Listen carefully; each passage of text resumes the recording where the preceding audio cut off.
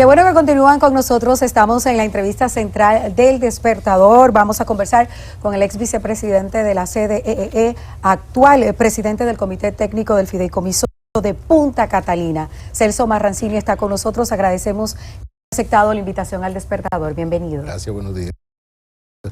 Sí, y nadie mejor que Celso Marrancini, coordinador, ¿verdad? Del sector eléctrico. No, el sector eléctrico. No, el sector eléctrico no, de Punta Catalina. Sí, exactamente. No me lleven yo, más allá de mi problema. Sí, pero bueno, para darnos un diagnóstico de qué puede la población esperar. Ya van, ¿cuántas veces? Desde noviembre del año pasado, las alzas de la tarifa eléctrica y además de las alzas, lo caro que está. A mí eso no me gusta tocar ese tema, pero porque definitivamente quien debe tocarle eso es al superintendente de electricidad. Pero sí hay que ser justos y hay que decir que eso es un acuerdo del pacto eléctrico en el Consejo Económico y Social, donde todo el mundo firmó. O sea, todos los partidos políticos, sin excepción, firmaron que había que subir la tarifa. Y se ha hecho un aumento realmente pero muy lejos de lo que significa el aumento del petróleo. Pero de nuevo, yo quisiera que eso lo defendiera Rafael Velasco y no yo. Porque a mí lo que me toca es hablar de Punta Catalina. Sí, pero justamente por eso, en estos momentos en los que la población entera se está quejando por los incrementos de las tarifas eléctricas y no cesan los apagones, es que Punta Catalina está justo en el foco, porque es la planta eléctrica más importante, más grande, la que más genera energía, y sin embargo no se ha logrado que llegue al 100% de generación. ¿Cómo evalúa usted en qué momento Punta Catalina ya generará el 100% de la energía para la que fue realmente creada? Está generando el 100%. O sea, Punta Catalina es una planta que genera 706, 710 megas. Si usted entra ahora al sistema, está generando 710 megas. Pasamos 4 meses en la que una de sus... No pasamos 4 meses. La gente está muy pendiente de Punta Catalina, lo cual yo me alegro, porque Punta Catalina la pagamos todos nosotros. Ahora, Punta Catalina es una planta que todavía no se la ha recibido al consorcio. Eso quiere decir que hay puntos pendientes en el mantenimiento, en obras que no se terminaron. Por ejemplo, yo le voy a dar un caso. En la número 1 había un problema con la turbina, había un desplazamiento de la turbina que General Electric no había podido resolverlo. Paramos para el mantenimiento de largo plazo, porque eso es otra cosa. Hay que dar mantenimientos. El mantenimiento se había atrasado por falta de repuestos. Cuando nosotros llegamos, compramos los repuestos, hacemos el mantenimiento. General Electric hace el trabajo para que no haya desplazamiento del eje de la turbina y lo dejó peor cuando hizo el mantenimiento que como estaba anteriormente. Eso nos ocasionó 9 salidas. Ahora, se paró hace 2 fines de semana.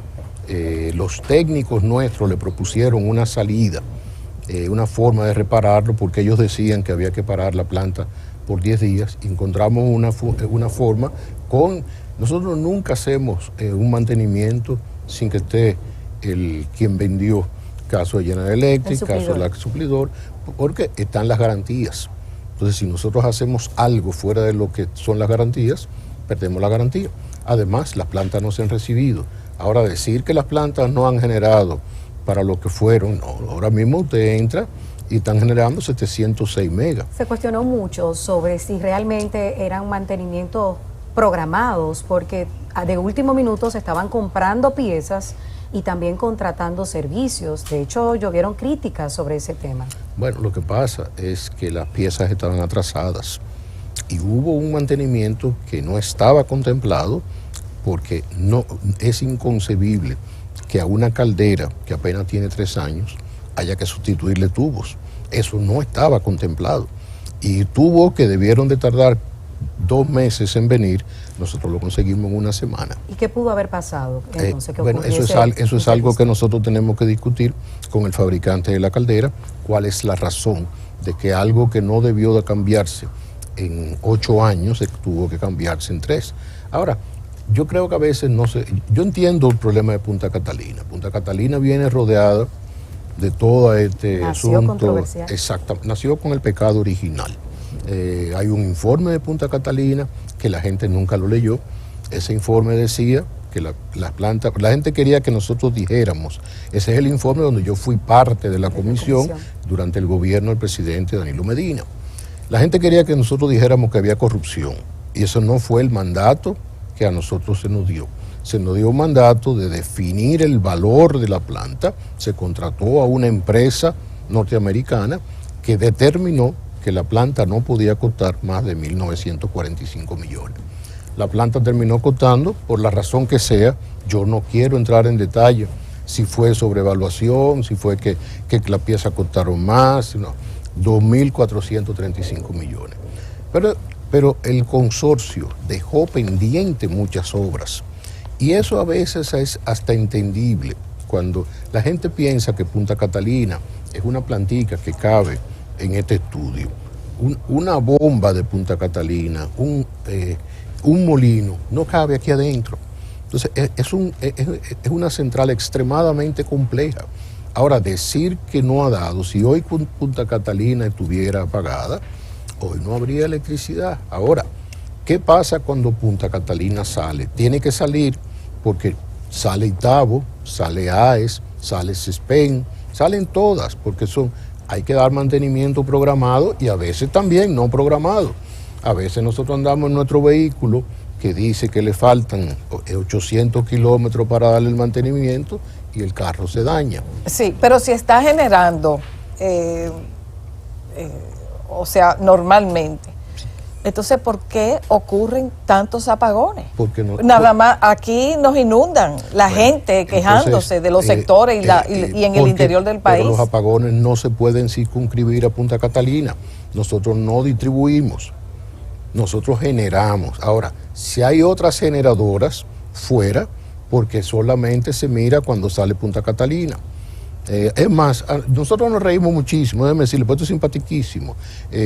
Cuando sale Punta Catalina, inmediatamente nos llaman los medios de comunicación con todo el derecho, porque esa planta es del pueblo. Bueno, ahora, también este pueblo fue bombardeado con una propaganda de que Punta Catalina era la panacea si usted busca del sector eléctrico. Lo que yo dije durante todo el tiempo, yo siempre dije, es una importante inyección de energía, no es la solución de los apagones. La solución de los apagones va a ser el día que las distribuidoras disminuyan las pérdidas a una distribuidora normal en cualquier área. Entonces, Punta Catalina tiene que salir como cualquier otra planta. Hemos tenido inconvenientes, cierto, pero inconvenientes que no generamos nosotros, inconvenientes que incluso en un momento tan difícil como el que se vive, donde no hay repuestos, porque hay una crisis mundial, cuando usted quiere comprar algo que usted necesita comprar en un mes, se lo ponen para comprarlo en 4. Entonces, realmente está funcionando, ha generado, pero no es la panacea. Busquen las declaraciones, incluso declaraciones mías también, porque en eso he sido tremendamente coherente frente a los que acaban con que Punta Catalina fuera a carbón. No, Punta Catalina tenía que ser a carbón porque no había gas. Si no se instalaba Punta Catalina, usted no iba a tener apagones, usted iba a tener prendiones, porque desgraciadamente esa era la única tecnología disponible con relación al combustible. Ahí es donde está todo. Entonces, hay mantenimientos. Nosotros hemos dicho que todavía nos quedan ciertos ajustes, pero le digo, toda esta semana Punta Catalina ha estado generando 708 megas. A veces baja algo porque el centro de control no necesita la energía. En estos días que ha habido medio un fresquito con lo de la lluvia, pero nos bajan, no lo bajamos nosotros. Sí, don Celso, pero también es cierto que durante la administración del expresidente Medina nos vendieron la idea, al menos así ocurrió con bastante frecuencia, que iba a ser la solución a los apagones. Y, por supuesto, Esto ocurre en momentos en los que además el incremento constante de demanda de energía se está incrementando, así que era difícil. Pero, ¿cuáles son las alternativas que tenemos ahora? También se habló mucho de convertirla a otro tipo de combustibles. ¿Es posible todavía? Eso es imposible. Natural. Eso es imposible. Lo primero, imagínense que usted tenga que tenerla parada por un año. Y segundo, no se vaya a un solo combustible, porque cuando se fue a construir Punta Catalina no había gas, pero ahora mismo hay escasez de gas. Si usted tuviera todo en un solo combustible, usted necesita una planta que contamine lo menos posible, porque todas las plantas contaminan, las de gas, los vehículos nuestros, las empresas nuestras, todo desarrollo industrial, desgraciadamente, contamina y uno tiene que mitigar esa contaminación. Ahora, que se vendiera en el gobierno del presidente Medina, que esa era la solución, eso yo no voy a entrar en esa discusión, pero yo siempre dije que no era la solución. Se va en camino a la solución. Ahora, sí hubo un error muy serio al sentarse en que eso era la solución, porque debió de haberse licitado otra planta, ya en ese momento sí de gas, en el 2018, para que esa planta estuviese ya prácticamente al ser inaugurada, y eso evite que cuando salga cualquier central, Punta Catalina, AES, Cepén, Pimentel, La Vega, la que usted quiera, Itabo, Barahona, la demanda y la oferta están prácticamente justas. Entonces, ese es un problema. En el sector eléctrico las cosas no suceden de un día para otro. Hace falta una planificación, y cuando esa planificación se rompe, las consecuencias no son solucionables en corto plazo. Bueno, entonces con Punta Catalina nos vendieron lo que no era realmente aplicable en la práctica. Definitivamente. O sea, importantísima adición. Una planta excelente, una tecnología magnífica, todavía con aspectos que hay que terminar, porque hay cosas que se quedaron sin terminar. No se construyó un laboratorio, no se construyó un taller, no se construyeron las rejas apropiadas para evitar que los sargazos entren. Ahora ya terminamos ayer una de las entradas de agua la de Punta Catalina 2. Nos falta construir la de Punta Catalina 1, pero cuando vienen los sargazos, ustedes no se imaginan, eso nos crea una crisis, porque tenemos que poner buzos a sacar los sargazos. Bueno, Punta Catalina siempre roba miradas. Ahora Sí. el Comité de Lucha contra el Cambio Climático ha sacado a colación un estudio en el que ellos han determinado o estiman que Punta Catalina también es asesina, que causa daños a la salud, calcularon que hasta los puede, muertos. incluso fuera del territorio nacional, afectar hasta provocar la muerte en seres humanos. Ayer salió un nuevo capítulo de que también Punta Catalina puede causarle daños cerebrales a los bebés, y ellos están pidiendo el cierre de esa mega obra cuestionada desde sus orígenes. Entonces, para que usted nos diga qué opina sobre estas estimaciones de ese estudio y lo que ellos piden del cierre. Muy buena pregunta, porque hay una empresa que se llama RINA. Es una empresa que hace... ¿Qué se llama, perdón? RINA. R-I-N-A. La pueden buscar y nosotros le podemos mandar el estudio. Ellos hacen la evaluación medioambiental cada 6 meses de Punta Catalina. La pagamos nosotros, pero ellos reportan a los bancos europeos. Porque hay un financiamiento de los bancos europeos que, si nosotros no cumplimos con los parámetros medioambientales, no de la República Dominicana, europeos, y nosotros estamos muy por encima, o sea, el control nuestro es mucho mejor que cualquier central de carbón de las que están abriendo hoy en Alemania. Hablar de eso, y sobre todo ese estudio, el AWAS hizo otro estudio y dijo que eso era un estudio sin base científica. O sea, ellos no entraron, si entraron a Punta Catalina, entraron de noche. Porque yo creo que el que quiera hacer un estudio en Punta Catalina tiene las puertas abiertas. Pero nosotros nunca los vimos. ¿Y en qué se basaron entonces? Eso yo pregúntaselo a ellos. Luis Carvajal dijo aquí, explicó que ellos utilizaron un modelo, así como de estimación. Un modelo virtual, así como aquel de Andy Dawaje con Punta Catalina, Me trajo que eso para a la un mente. competidor, como no había competidor de quién iba a ganar el concurso, diseñaron un competidor virtual. Entonces, parece que ellos han utilizado la metodología. La virtualidad. Sí, exactamente. Bueno, yo los invito cuando quieran. Pero eso alarma a la No, sociedad. Indudablemente, pero usted alarma lo que usted debe hacer con algo científico. No, una cuestión virtual. O sea, nosotros medimos lo que sale por las chimeneas. Nosotros hacemos trabajo social. Nosotros medimos el agua. Cómo entra y cómo sale. ¿El tema de la ceniza? El parque de ceniza es un manejo espectacular lo que hay ahora mismo. Los vamos a invitar a los medios de comunicación, porque esas montañas que ustedes veían antes de ceniza, ya eso no existe. Las cenizas se van preparando de una forma excelente, se pone una capa de lonas de polietileno, las cenizas se van poniendo arriba, se compactan y se van haciendo en forma de una pirámide y se siembran de grama. Y eso queda, ahí no hay contaminación de ningún tipo. Y la idea nuestra, en un futuro, es muy cercano, poder vender las cenizas a la cementera porque se usa como materia prima. De eso se ha hablado mucho. Sí. Bueno, se habló mucho de la contaminación de las cenizas. La gente en los alrededores de Baní nos reportaban, nos hablaban de que sentían. No sabemos si eso es real. Pueden ir cuando quieran y me llaman por la mañana. Indudablemente la ceniza no la puedo esconder, eso sí ve. Y les enseño cómo está el patio de ceniza. En un momento sí se pudo haber sido un peligro cuando era una montaña que no se había, estaba simplemente, se tiraba, no se compactaba, no había ningún tratamiento científico. Pero incluso la misma empresa RINA, parte de lo que tiene que dar es un reporte sobre las cenizas. Ambientalmente es una planta controlada.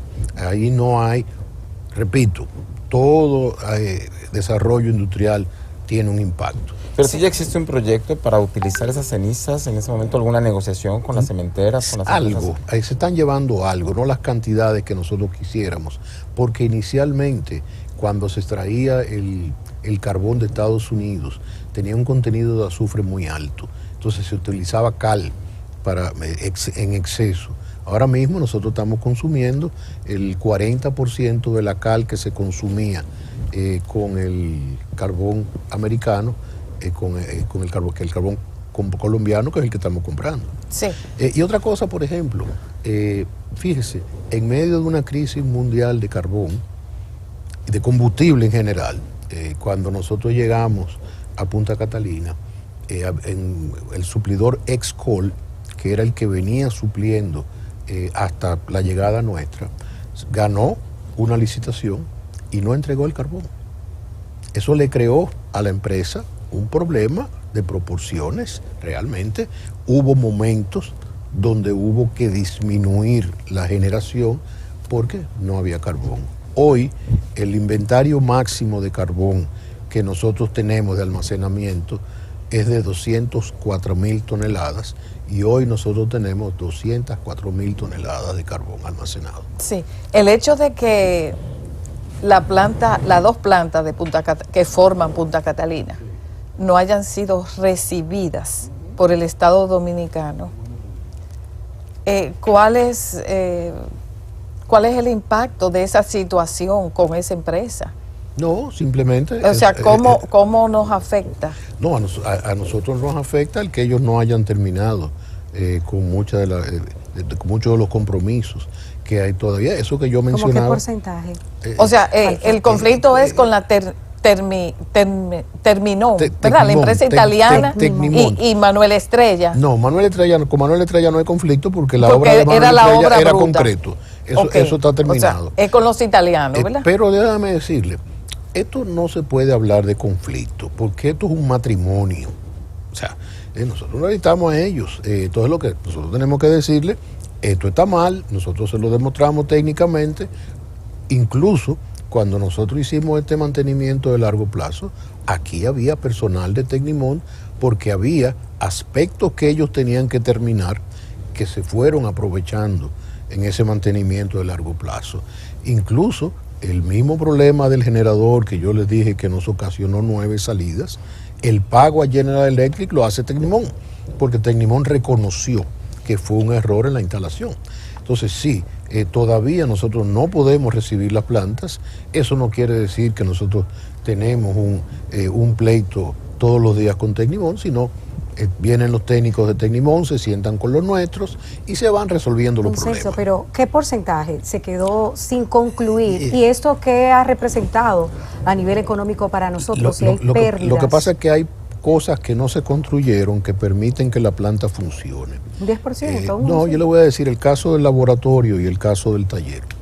Entonces, yo recuerdo en una de mis primeras reuniones con uno de los técnicos, me decía, pero la planta funciona. Le digo, sí, la planta funciona, pero si yo compro un Maserati, que entiendo que es un carro muy caro, y viene sin la goma de repuesto, el vidrio de atrás no abre, y la puerta de la derecha hay que agarrarla porque se abre sola, pero el carro camina.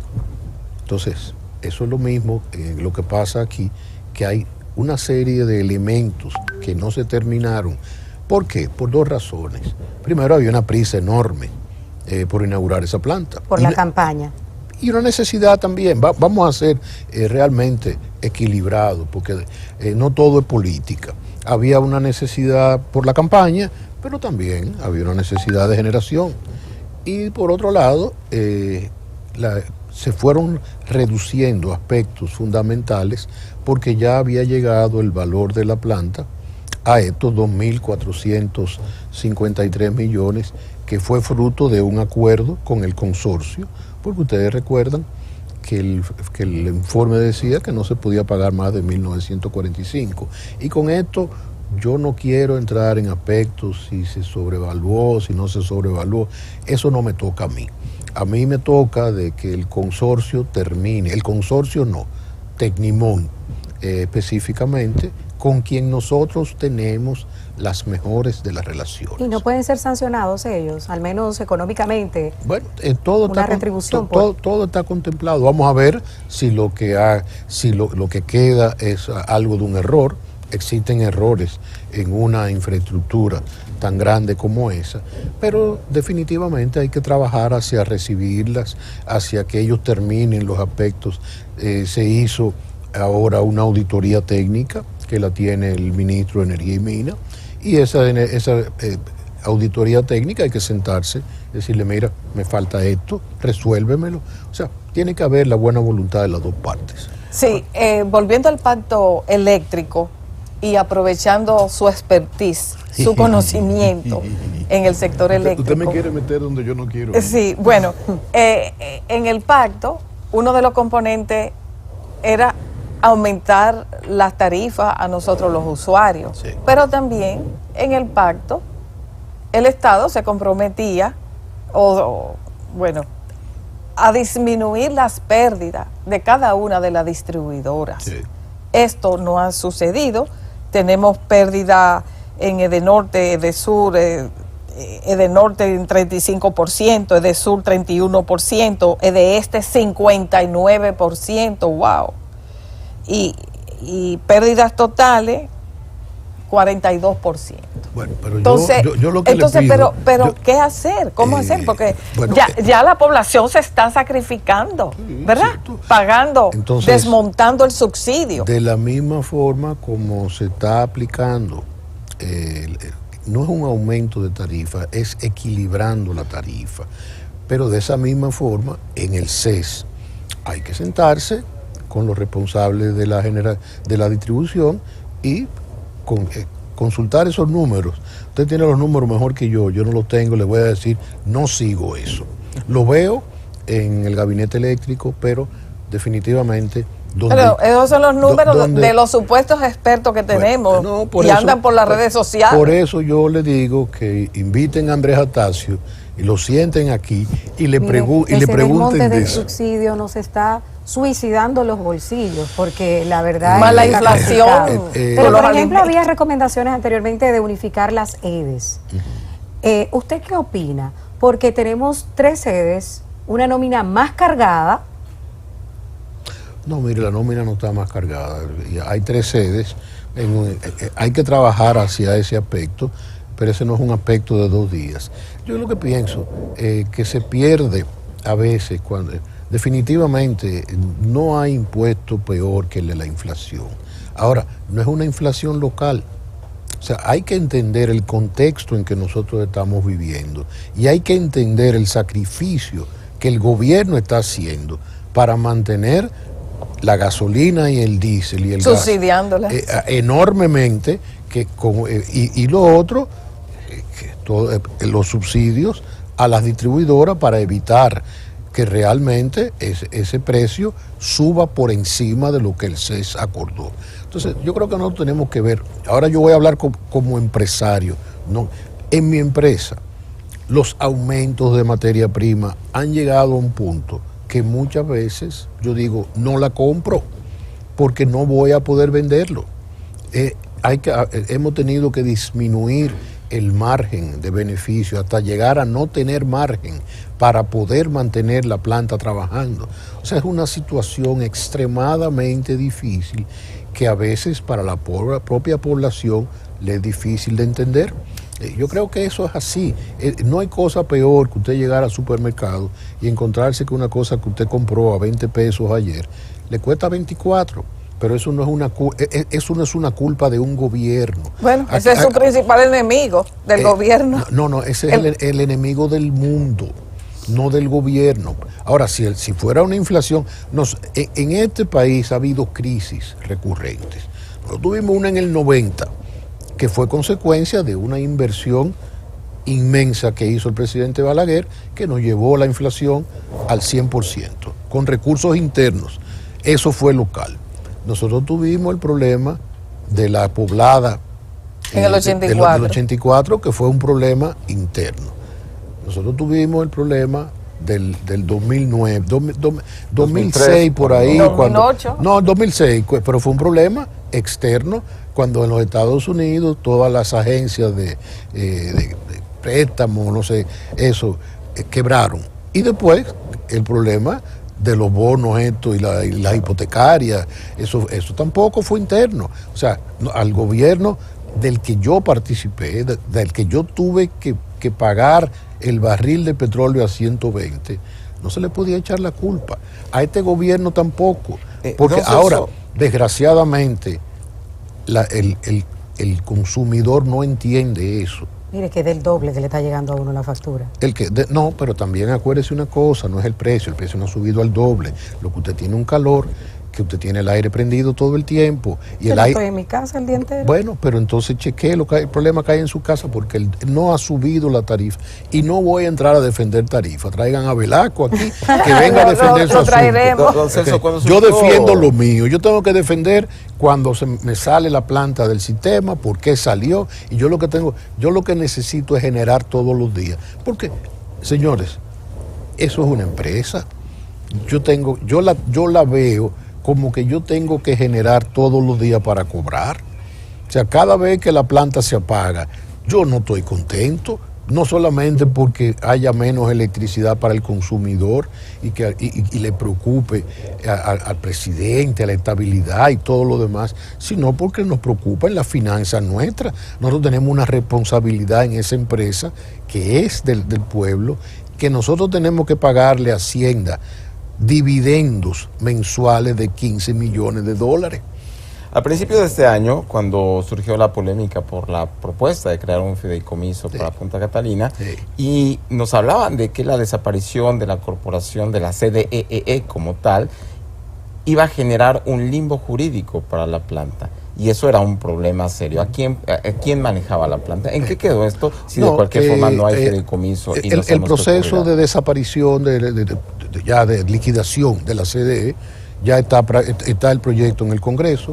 Definitivamente eso creaba un limbo para Punta Catalina porque el Registro Nacional de Contribuyentes, la personería jurídica de Punta Catalina está atada a la CDE.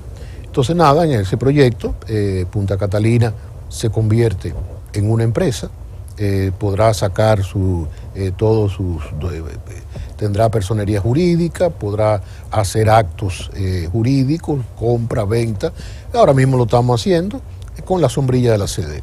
Bueno, se nos está agotando el tiempo. Le voy a bombardear varias preguntas. Más todavía. Varias preguntas al mismo tiempo. ¿Cuánto nos cuesta la operatividad de Punta Catalina, la empleomanía? ¿Cuánto asciende en persona contratada y también el monto económico? ¿Y qué opina de la eliminación de la CDEE, que usted fue su vicepresidente? Nosotros tenemos cerca de 300 empleados. Nuestra nómina mensual está cerca de los 30 millones de pesos. ¿Y la operatividad en general? Bueno, depende del carbón, pero nosotros facturamos $2 millones mensuales. Y por supuesto, si usted me pregunta cuál es el margen de beneficio, va a depender mucho con el costo del carbón, pero lo primero es que nosotros estamos entregando a la Hacienda 15 millones mensuales.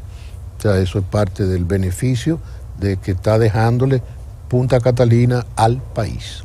Eliminación de WERS y de la CDEE. Óyeme, cuando yo estaba en la CDE yo hubiese sido feliz si yo elimino la WERS. Ahora yo veo que la van a eliminar y yo soy de los que aplaudo. Y la CDE tiene que irse también. Ya la CDE no tiene ninguna función. El proyecto está en el Congreso y yo creo que el día que se elimine la CDE habrá que declararlo como día de regocijo. Focos de corrupción, empresas eléctricas. Totalmente. Pero bueno, ¿Qué opina de los casos que están dilucidándose ahora con relación? Mire, yo lo que tengo que decir es que la justicia actúe, que la justicia, que se respeten los derechos de los implicados. El derecho nuestro dice que usted no es culpable hasta prueba en contraria, pero yo creo que es un gran cambio, que la sociedad debe ir aprendiendo de que tanto en el sector privado como en el sector público tenemos que hacer las cosas bien. Yo creo que eso es interesante. El caso Medusa destapado, empresario, y otros casos también recientes involucrados en casos de corrupción. La licencia de Lisandro Macarrulla anoche, que lo anunció por Twitter y que hoy es la que acapara la atención como noticia en el país. Mire, su opinión. yo le voy a decir lo que yo opino de Lisandro. Lisandro es un gran hombre. Lisandro, conocí a Lisandro no ahora en el gobierno, conozco a Lisandro de hace muchos años. Es un gran empresario y creo que mucho de esto le está pasando por querer ayudar al país ser parte de un gobierno. Porque desgraciadamente, cuando uno entra al sector público y viene del sector privado, tiene que soportar más que los políticos, porque a veces hay una resistencia a que nosotros participemos. El político puede ser empresario, pero el político reacciona en contra del empresario cuando es político. Ya, yo a Lisandro Macarrulla, como amigo, como trabajamos juntos en muchas cosas para el país, no en empresas, no soy socio de él, desgraciadamente, me hubiese encantado. Defiendo a Lisandro Macarrulla. ¿Debió renunciar de una vez y por todas? Pero Si lo estoy defendiendo, yo diría que no. Porque usted lo está declarando culpable ya inmediatamente. No, yo estoy preguntando. Es que aquí quieren las redes condenar. Sin embargo, y lo voy a decir... Aparece su hijo. Pero por ejemplo... Pero que denle la oportunidad. Somos pueblo, lo veo siempre, me encantan. Somos pueblo. Bueno, son. Llevaron el otro día al joven de las camas, y lo único que le faltó fue cargarlo y pasarle la mano y decirle, pobre muchachito. Pero habló de sobornos que se entregaban. Pero eso pasaba con él solamente. Porque a veces las personas olvidan que muchos funcionarios obligan a los empresarios para poder vender a tener que pagar. Ahora, eso hay que eliminarlo. Y los empresarios, a veces por no dejar desaparecer su negocio, como este muchacho, pero el caso de ese muchacho también no es corrupción. Porque de la forma que lo llevaron al programa, le digo, lo único que le faltó fue cargarlo y decirle, pobre muchachito, cuando él decía que no eran 25 millones, que después le pidieron, que después Canose, que no le llevaron el dinero a Cano, que el otro. Señores, la corrupción es un mal entronizado en la República Dominicana. Por primera vez en la historia se está trabajando con eso. Ahora, no fusilemos en las redes antes de que haya un juicio. Porque definitivamente, si no, el país va a ir por un derrotero equivocado. Sí, don Celso, yo creo que nadie duda en este país que el señor Lisandro Macarrulla sea un gran empresario. Pero, ¿qué opina de los empresarios que al mismo tiempo hacen negocio con el Estado dominicano, Mire, a muchos beneficios. Yo, gracias a Dios, no hago negocio con el Estado, entonces no puedo opinar sobre eso. Mi tipo de negocio, si tuviera que hacerlo, no lo haría. Ahora, gracias a Dios, yo le vendo al sector privado. Sí. Y hace muchos años, cuando yo empecé, cuando existía Pidoca, que muchos de los que nos están viendo no saben lo que era Pidoca. La pintura, la fábrica de pintura estatal. Estatal, Pidoca embellece todo lo que toca. Cuando yo le iba a vender materia prima, me pedían dinero y no le vendía. Pero pierde credibilidad la clase empresarial cuando se habla de que para ver y para pagar un soborno tiene que haber una persona que lo patrocine. Pierde credibilidad el sector de comunicaciones cuando sabemos que hay comunicadores que chantajean para no atacar. Sí, afecta la imagen. Entonces, ese es un problema que ustedes y nosotros tenemos que corregir. Ese es el trabajo que nos corresponde como país. Porque el chantaje no es solamente de un funcionario a un empresario. El chantaje también viene de comunicadores que van donde un empresario y le dicen, si tú no me das, yo acabo contigo por las redes. ¿Y por qué no lo denuncian los empresarios? Algunos tienen miedo, yo no. Yo demandé a Álvaro Albelo, que en esa época era la enciclopedia humana, y gané la demanda. Pero no todo el mundo. Yo recuerdo un gran empresario con una empresa de muchos valores que le tenía un anuncio. Y yo le decía, ¿y cómo tú te sientes cuando él termina el programa y menciona tu empresa? Me dice, mira, yo lo siento muchísimo, pero yo no quiero que mis accionistas oigan a él acabándome sin razón para que yo le ponga un anuncio. Es complicado, no es tan sencillo, no miren las cosas por arriba. Hay un problema de base de la sociedad dominicana. Esa misma sociedad que habla en las redes, también, porque ahora hay algunos en las redes que tienen 20, 50, 100 mil seguidores que quieren fusilar moralmente a cualquiera. Pero a su juicio, por ejemplo, se sabe que los empresarios financian a los políticos y a los presidentes pero que llegan. Eso no es ilegal. Ok, no es ilegal, pero ¿cómo se dan esas relaciones? El financiador y las relaciones con el Estado. Yo le voy a decir lo que yo opino personalmente de porque, eso. no sé, el financiamiento público existe y se pensó que con el financiamiento público iba a dejar de existir. Del tema, y déjeme decirle que me encanta. Lo primero es una culpa del sistema nuestro, porque definitivamente cuando se dijo que la Junta Central Electoral le iba a dar el dinero a los partidos, para que, no el empresario, para que nadie, el empresario podía contribuir con un límite, pero eso no se aplica. Entonces, mientras nosotros tengamos campañas políticas que para ser diputado cueste 40 millones, 50 millones, para ser senador cueste 80, 90 millones, para ser todo el dinero del mundo, este país seguirá por este rumbo. Entonces, hay que aplicar la ley. Ahí es donde tenemos que insistir.